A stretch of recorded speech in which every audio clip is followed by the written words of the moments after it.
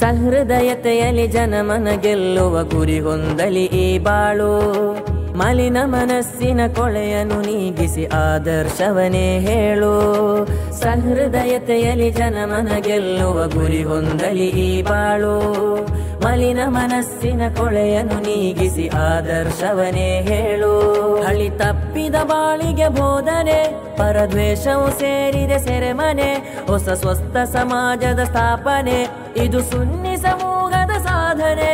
ಹಳಿ ತಪ್ಪಿದ ಬಾಳಿಗೆ ಬೋಧನೆ, ಪರದ್ವೇಷವು ಸೇರಿದೆ ಸೆರೆಮನೆ. ಹೊಸ ಸ್ವಸ್ಥ ಸಮಾಜದ ಸ್ಥಾಪನೆ, ಇದು ಸುನ್ನಿ ಸಮೂಹ